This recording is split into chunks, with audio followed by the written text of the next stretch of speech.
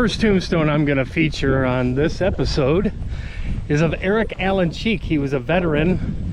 He actually lived, well, he was born and raised here, and he lived in Colorado.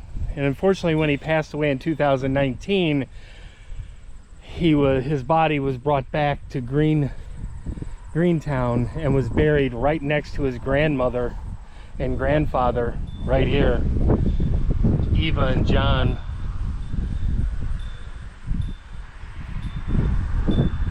But Eric was quite a man. I guess it said in his, I looked up his name and there was a whole paragraph about this guy. And as you can see, he loved Star Wars. May the Force be with you. 1981 to 2019, lots of love around his tombstone. But the thing that people loved about this guy, he was a friend. When he was your friend, he was your friend till the end. He was just a good soul, and he served our country as a Marine, Lance Corporal in the U.S. Marine Corps, 2nd Battalion, 1st Marines, Operation Iraqi Freedom. And there is his military plaque. I don't know how he passed away. It didn't really say, but it just said when he was, oh wow, when he was brought home, he was buried next to his grandparents, and it looks like his grandfather was in the Army. He died in 2005, World War II. He was born in 1926. The second tombstone that we're going to feature is the feature tombstone. But I want you to stick around because we're going to see a lot of cool epitaphs.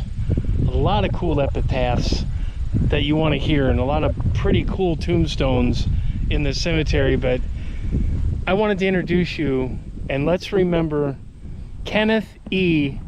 and Judith Weir with a stopwatch for a headstone. Now, I looked him up, and there's nothing that says exactly why they came up with a stopwatch. But what's interesting, folks, is he died at 4:32 p.m. on March 24th, 2015. The exact time. Now it shows more like 4:33, but whatever. Details. But that's the time of his death. So I'm thinking that this is why they put a stopwatch, because stopwatch, he passed away. His life ended at 4:30 in the afternoon on March 24th, 2015. Doesn't say how he died, but he loved to travel. He was a member of the Masonic Temple, but really unique tombstone. Judith died in 2022, but this is a really cool, unique tombstone, and I had to come and see it. Look at this one by Lewis. Let's read this epitaph. Our mountains, over trees, over oceans, over seas, across the wide, wide open sky, thousands of miles I'd fly to be with you. I'll be there in a whisper on the wind, in the smile of a new friend. Don't be afraid, I'll be watching you from above. And I'd give you all of the world tonight tonight to be with you, because I am on your side and I'll still care. I may have died, but I've gone nowhere. Just think of me and I'll be there. Nice guitar. Tombstone. It's for Brian Paul Lewis, right there.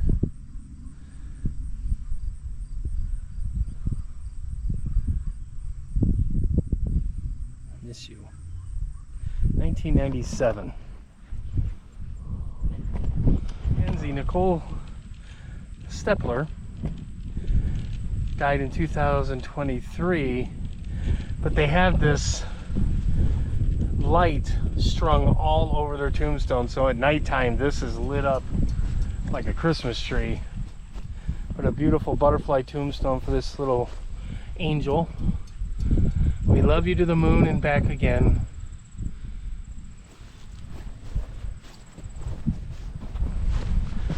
This is our sweet Sophie. Really cool. Little ladybug. That's cool. Little ladybugs on her tombstone. If you remember anything of me after I leave this world, remember that I loved even when it was foolish.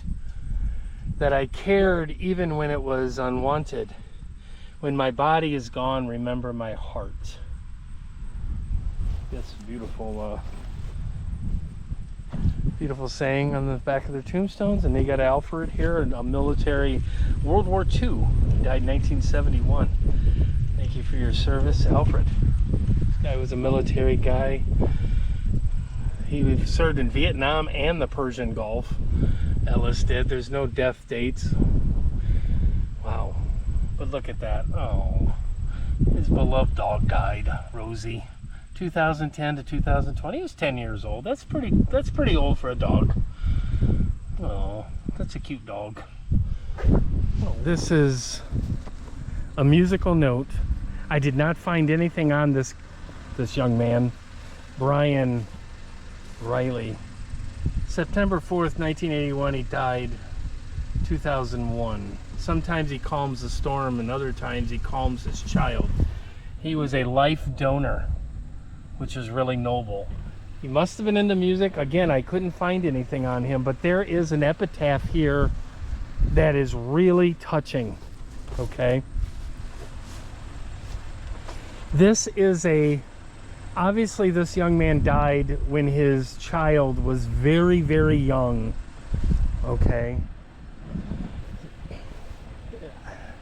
I actually cried when I read this, guys. I actually did. I got choked up.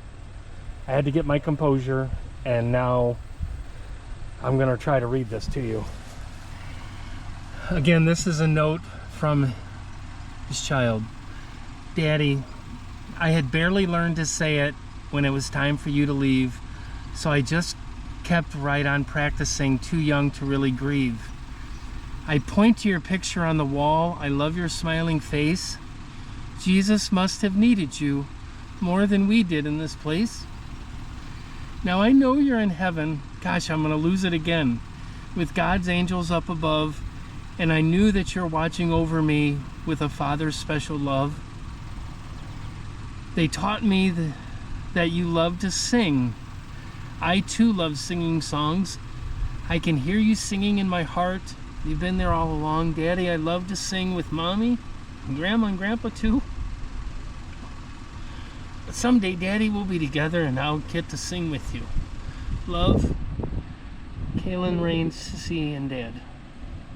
And here's a song for Brian. I am not going to read this. I'll just let you read this really quick.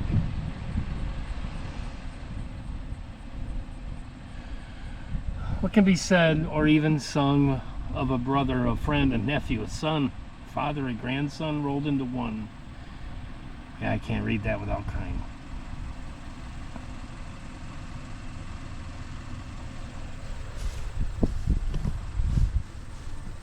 And here's another tombstone of a homestead. Well, it may not be their homestead, but it's like a cabin maybe they visited. This is either it's Riley's parents or grandparents.